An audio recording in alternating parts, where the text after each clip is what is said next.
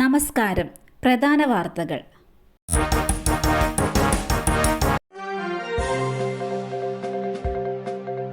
നടൻ ഷൈൻ ടോം ചാക്കോയുടെ പിതാവ് CP ചാക്കോയുടെ സംസ്കാരം ഇന്ന്.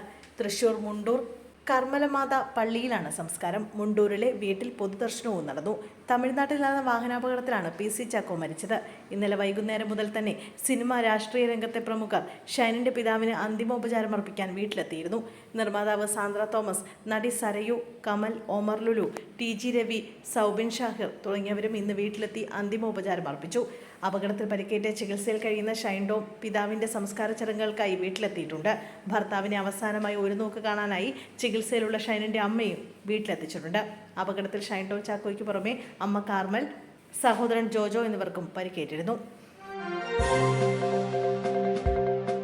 ശ്രീചിത്ര ആശുപത്രിയിലെ ചികിത്സാ പ്രതിസന്ധി പരിഹരിച്ചുവെന്ന് കേന്ദ്രമന്ത്രി സുരേഷ് ഗോപി. വിഷയത്തിൽ മാധ്യമങ്ങളിൽ വന്നത്ര ഗൗരവമില്ലെന്നും ചെറിയ ബുദ്ധിമുട്ട് രോഗികൾക്കുണ്ടായിട്ടുണ്ടെന്നും അദ്ദേഹം കൂട്ടിച്ചേർത്തു. ടെക്നിക്കലായ കാര്യങ്ങളാണ്. കേന്ദ്ര സർക്കാരിന്റെ നിയമങ്ങൾ അനുസരിച്ച് രോഗികൾക്ക് ഒരു തരത്തിലും ബുദ്ധിമുട്ടില്ലാത്ത നിലയിൽ മുന്നോട്ട് പോകാനുള്ള തീരുമാനവുമായി എല്ലാവരും ഒത്തൊരുമിച്ചാണ് നിൽക്കുന്നത്. അഴിമതിരഹിതമായ പ്രതിവിധികൾ ഉണ്ടായിട്ടുണ്ട്. ശസ്ത്രക്രിയകൾ 2 ദിവസത്തിനുള്ളിൽ തുടങ്ങും. സുഗമമായ നടത്തിപ്പിനായുള്ള പ്രതിവിധികൾ എടുത്തിട്ടുണ്ടെന്നും അദ്ദേഹം കൂട്ടിച്ചേർത്തു.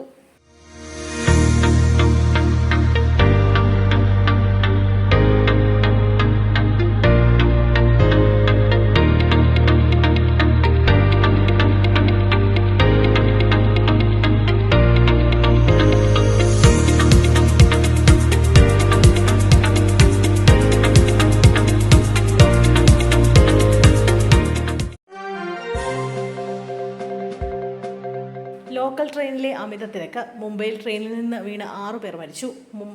മുംബൈയിൽ Mumbai Chhatrapati Shivaji Maharaj's terminus fast local ട്രെയിനിൽ നിന്ന് ട്രാക്കിലേക്ക് വീണ് 6 പേർ മരിച്ചതായി റിപ്പോർട്ട്. നിരവധി പേർ ട്രാക്കിലേക്ക് വീണതായി റിപ്പോർട്ടുണ്ട്.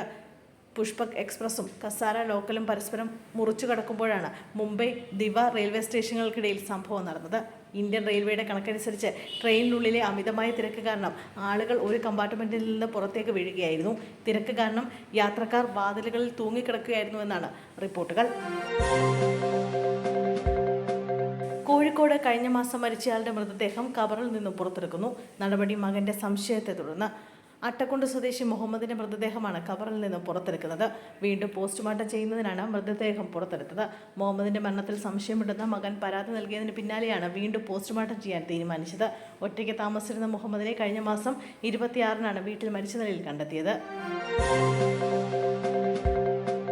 ചൂരൽമലയോട് ചേർന്നുള്ള മലയിൽ മണ്ണിടിച്ചിൽ. അപകടം കനത്ത മഴയെ തുടർന്ന്. കരിമറ്റ വനത്തിനുള്ളിലാണ് മണ്ണിടിച്ചിലുണ്ടായത്. കനത്ത മഴ പെയ്ത മെയ് 28-നാണ് മണ്ണിടിഞ്ഞത്. എന്നാൽ അധികൃതർ വിവരമറിഞ്ഞത് മെയ് 30-ന് മാത്രമായിരുന്നു.